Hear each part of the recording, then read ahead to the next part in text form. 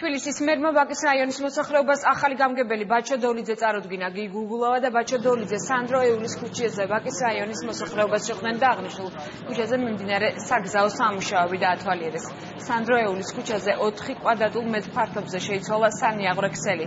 კაპიტალურად იგება ასფალტის საფარი და კეთდება ბეტონის ბორდიურები. სამუშაოები 1 კვირაში დასრულდება.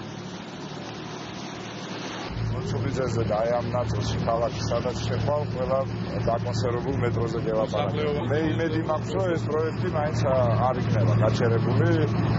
ამას ძალიან დიდი თანხები ჭირდება ამას მერის თანხები შეწყვეტები. გამგებლები უნდა ჩამოყალიბდნენ როგორც ადგილობრივი ლიდერები, ადგილობრივი პოლიტიკის განსაზღვრელი ადამიანები. მაგალითად შეიძლება სოციალურად დაუცველების საკითხი ეხება ჯანდაცვის სამინისტროს, მაგრამ თუ ვინმე უკანონოდ არის სოციალურ დაუცველთა ბაზიდან ამოღებული, ბუნებრივია ჩვენ უნდა მივეხმაროთ მათ, რომ აღდგეს სამართლიანობა და ეს ხალხი დაუბრუნდეს და მიიღოს ის დახმარება, რაც მათ კანონით ეკუთვნის. Გვინდა რომ ყველა ვაკის რაიონის მაცხოვრებელმა იცოდეს, რომ ვაკის გამგეობაში მათ გაქვთ ის გუნდი, რომელიც მათ გვერდზე იქნება, როგორც პრობლემების მოგვარებაში, ასევე ახალი საინტერესო პროექტების განხორციელებაში.